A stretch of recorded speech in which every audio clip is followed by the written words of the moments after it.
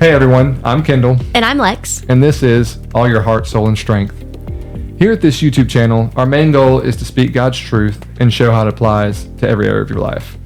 If you're new here, welcome, or if you're a returning watcher, thank you so much for your support.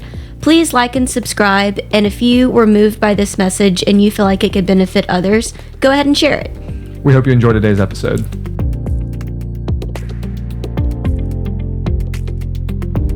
Welcome back, everybody, to another episode of All Your Heart, Soul, and Strength. We are excited to share with you today 3 financial topics that we believe couples should bring up and discuss between each other before they get married. Our 3 topics are going to include doing a budget sheet separately before you actually even get married, serious talks and just laying it all out on the table about the debt that each of you has, and really what you just want your long-term financial goals to be. What does being financially successful and free mean to each of you? Yeah, we felt it was 3 important topics to discuss before marriage and then also to continue to discuss after marriage. Yeah. But it's 3 ones that you can kind of get a good gauge on who you're dating, like where they're at financially and what their view is on money and different things like that. Yeah. It's really important to know before you go into a marriage because it can help with a lot of long-term issues if you get a head start on it. So we feel like these 3 topics will really benefit people. Yeah. And really, as soon as you feel comfortable to start talking about financial topics, the better. I mean, you don't want to be doing this, the night before your wedding and then find out that one person has a lot of debt or one person's a spender and you're more of a saver. Just as much as it's important to be compatible, personality wise, it's extremely important that you are compatible when it comes to spending and saving and all things about your money. Yeah, because according to Jimenez Law Firm, money is widely known as one of the leading causes of divorce in America, which is not a shock to a lot of people. They've heard that, but it's estimated that financial problems contribute to 20 to 40% of all divorces. So 1 in every 4 marriages ends because of money issues, and a lot of that was probably stuff that came to light after marriage, after they'd already been married and had never been talked about beforehand. Yeah. So it's it could either be, like we said, a lot of different things. You're just on different pages with it, or some stuff was hidden and different things like that end up, which is awful, coming to the light. Because anything that you try to hide like that, it'll come to the light at some point. So the first little subtopic is doing a budget sheet separately before you get married. I think I've mentioned this maybe once or twice briefly on a few other of our episodes. But before me and Kendall got married, we were engaged. We had like a 1.5 year long engagement. And I remember it wasn't even like we got engaged in Disney, and like 3 weeks later in January, Kendall just randomly emailed me. Didn't even know he had my email address. Emails me a budget template, and within the budget, like not call, not, say, in person, he emails me and he's like, I need you to start filling this out monthly and start practicing using your budget sheet. You know what? I'm going to insert a screenshot of that email if I can go back and find it. It's crazy. I just don't remember that. Like, I know I remember touching on budgeting, but I didn't realize I went to that. Yeah, he went to the level of sending me his empty budget sheet and like mansplained how to use it. And then I had you budget for our next Disney trip. I remember you contributed to. Yeah, and then he sent me our next Disney trip was about 4 months before we actually got married, and he's like, "This is the part you need to contribute to. This is how much you owe." And you need to figure out how you're going to get there and budget your money. And I'm like, wow, this is a test of my love. That's before marriage. Yeah, just to see. A test of my love. How she could do. So, yeah, I did that just to see how Lex could do with money and make sure she valued it, really. I just want to make sure you valued the money you made and that you could, and you did. Now you do it even better with how you manage your money and all that it's definitely, you've taken amazing steps in the right direction with that. I still have a way to go. Everyone does, but like I will say, you've done. Yeah, it's funny how you'll just going off a story of bringing that up. A story where Lex threw me a surprise party for my 30th birthday. The first real budgeting I've done on my own in my 27 years of living. Yeah, because I mean, I mostly do our budget sheets. Yeah. But we'll touch on that. But so the story is she's planning out this surprise party, and she goes to the party shop. I didn't know how much money I was going to need. She goes to the party shop, makes sure she's got enough for everything she was going to buy, and then took pictures of all the price tags of everything I was going to buy, and told him I was like, "This is how much your birthday present's going to cost. I need this amount of money," and it was literally right on the dollar. I did impressed. Good. That was a great. That was the first thing I've ever budgeted for without Kendall's help. Yeah, because like I said, well, you did you budgeted before we got married. I mean, it helped you, but like, yeah, I did. Did you not? I filled out the sheet. Oh God! Did I stick to it?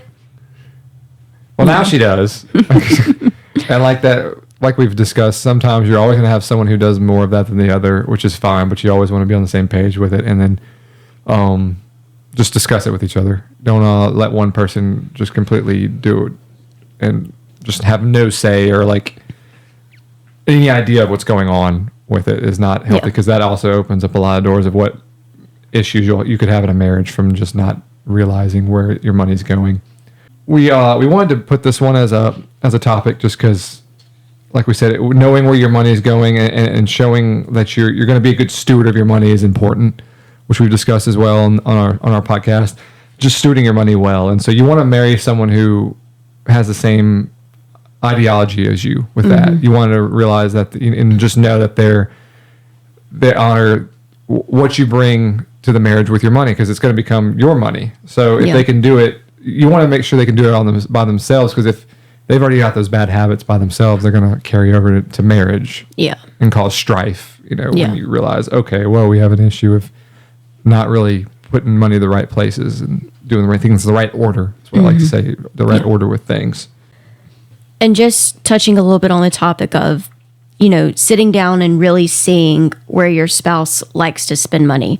For one, it could be at the casino. There could be a gambling spending problem. Or is someone just going to Starbucks one or too many times a week? Is it something that you really are going to have to work through, or is it just something you can work on? Matthew 6:21 says, "For where your treasure is, there your heart will be also." And it's so true with spending. Do you have an addiction to spending? Does your heart, does your treasure lie in material things, and you just feel like you have to spend in order to really even feel, fulfillment in life? And that's with anything, with drugs or any other addiction. That's why it's good when you're comparing budgets to see, okay, where could we improve, and where areas like where that other person needs that budget to do certain things, because you want to obviously budget stuff in there that you enjoy, that's not costing you to go into debt or something like that. So if you have the money, and it's important to each person to have their own things they spend on and can enjoy. But when you can take those two budgets and kind of bring them together, doing this before marriage, you can see like, okay, well, maybe we could improve here. I could improve here. That way you can kind of bounce off each other. And then to wrap that up with this point is, after you marry, it becomes one budget. It becomes our budget. And that way you can transition into that because you've done it separately and kind of got an understanding about it. Yeah. And you can just segue into, hey, now we do it together. Maybe we have a monthly meeting if needed, and then or every two months as you get better at it, stuff like that, just to stay on the same page and be transparent. I think it's the biggest thing is transparency with it. One bank account, one spending, one flesh. Genesis. Yep.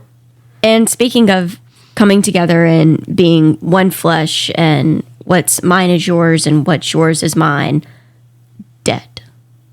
It is now scary word. Y'all's debt. It is now our debt. Y'all's debt. We got to set up it. It's y'all's debt now. Y'all's. Did I say that? Yeah, it's our debt. Sorry. I like it. It is your debt together.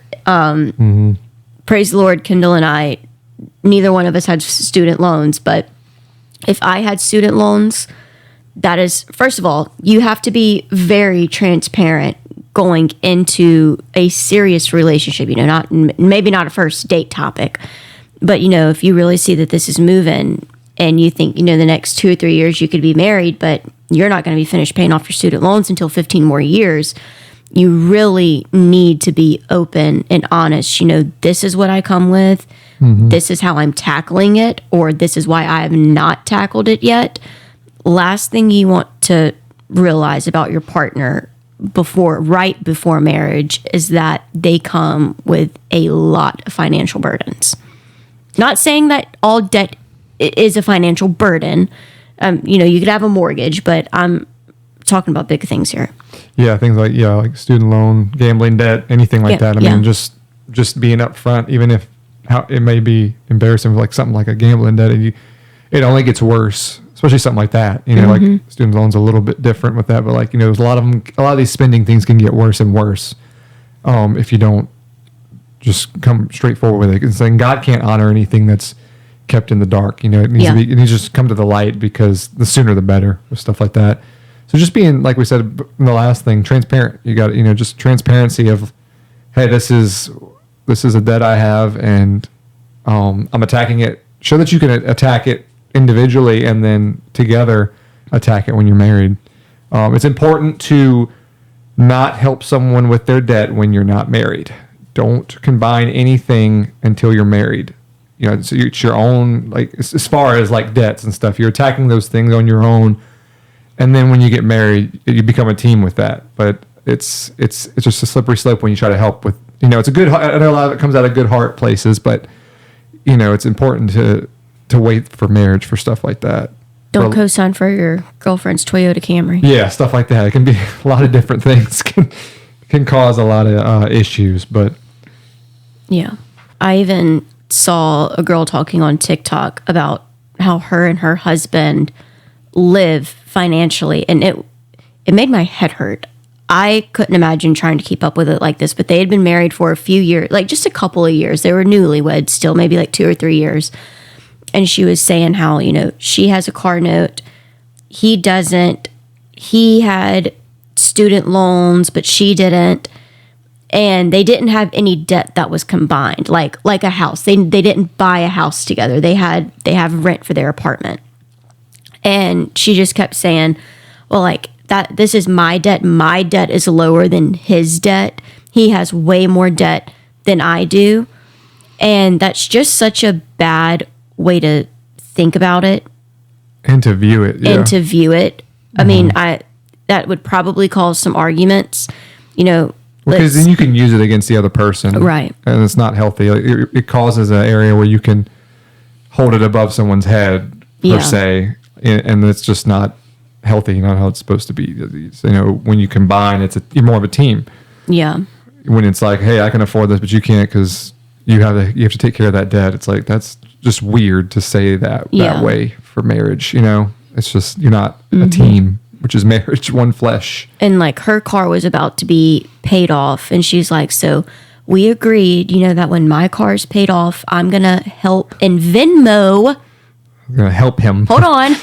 I'm going to Venmo him $200 a month to help him pay off his student loans. They didn't have combined whatever it was. They didn't have combined finances at all. When they go to this is what baffled me. Shook.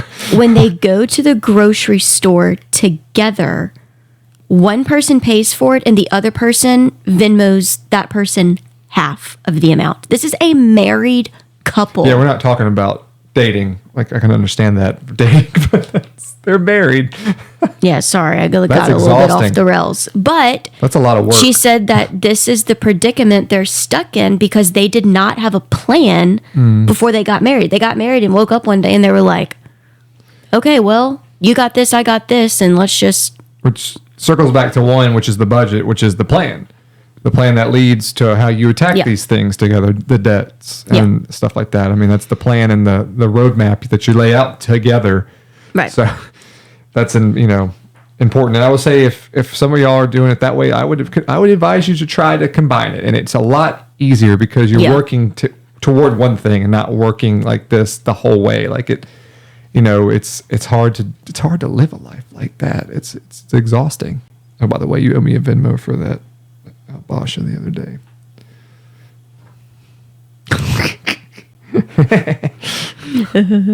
Cut that. That was stupid. that out.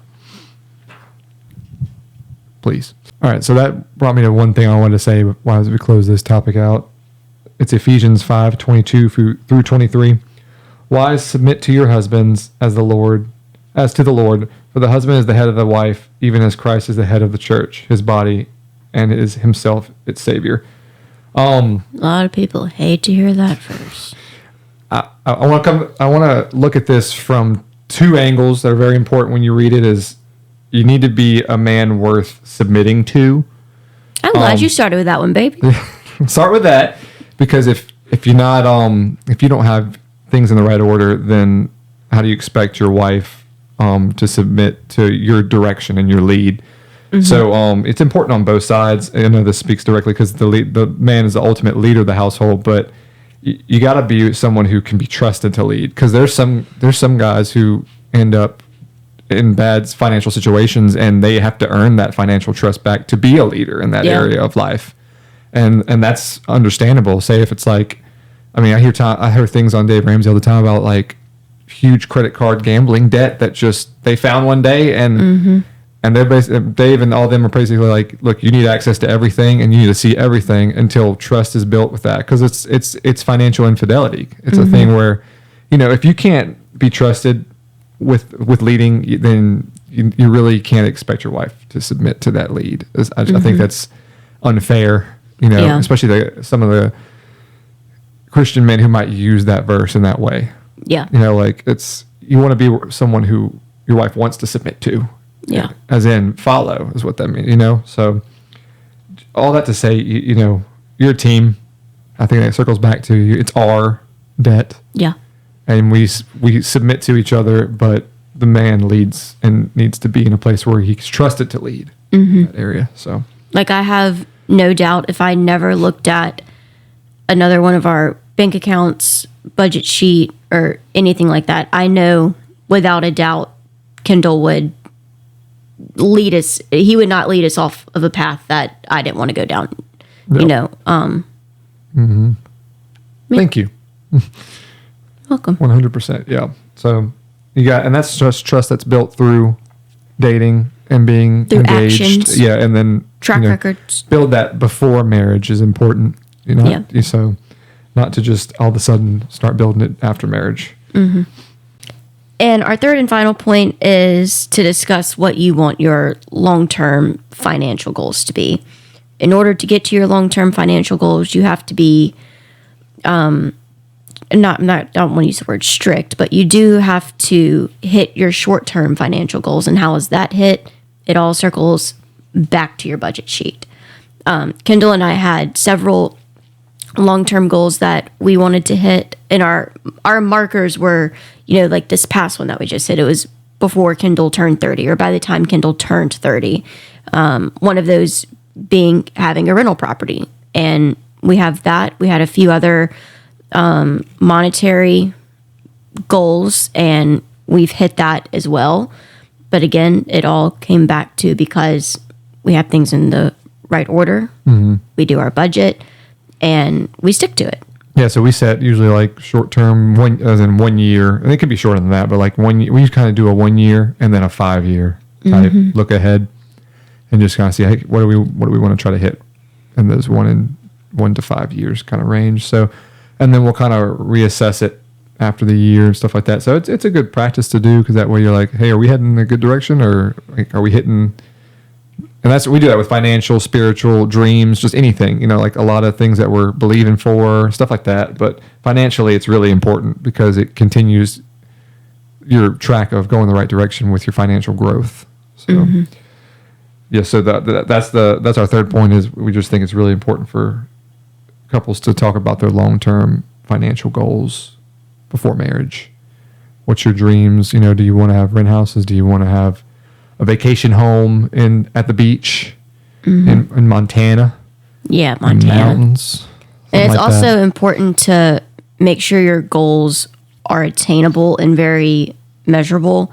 Like even in business, just when you sit down and make these plans, realistic. There you go. Make sure you have realistic goals, and your first realistic goal needs to be paying off your debt.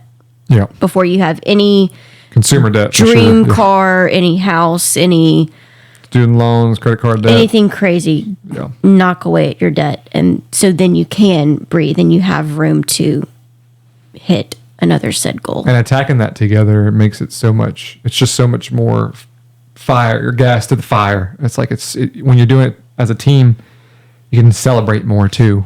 Yeah. So I remember we celebrated the day we paid off our cars. Oh yeah. That was exciting. Mm-hmm. Yep. That was really fun. So it's even smaller things like that, just little goals that you can hit and then celebrate with one another. It makes it worth it. Mm-hmm. So to kind of outro us from this, I know we've kind of wanted to keep it short and sweet. They are no longer two, but one. Therefore, what God has joined together, let no man separate. And even though this podcast was dealing with what to discuss before marriage, we just want to circle back and recap that once you're married, you are a team, you're one flesh. And don't, try to bring those practices that you did when you weren't married into your marriage. And money's not worth divorcing over because it does not have to be such a bad topic. It's become, that's the thing too. It's hard to talk about sometimes, but that's why we try to make it a little more relatable and easier to talk for people to talk about it. It's because it's important, and you don't really teach a lot of it in school and like a lot of different things about it, aspects about money. But we know the Pythagorean theorem. Mm-hmm. Oh yes. Maybe you can use that when you create your budget sheet, because that was helpful. And as always, thank you all for watching. If you haven't, like and subscribe to our channel. Go watch a few of our other videos. And as always, if anyone ever has any questions or even some detailed questions, if you want Kendall to take a look at your budget sheet and help, give you some guidance, please feel free to message either one of us or comment on this video, Facebook us, whatever you want. We're absolutely thrilled and happy to help you. Anytime. Yeah, we're here as a way to reach others, and we feel like we could really help others. And so if you have any questions, any help with anything you need, financial, spiritual, workout wise, let us know. Anything. Just need a friend. Just need a listener. We're here. All right. We'll see you on the next one. Bye.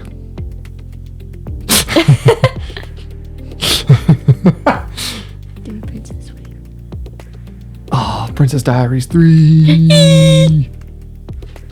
And Nesbit would just like to say, invest all of your chicken. Sure.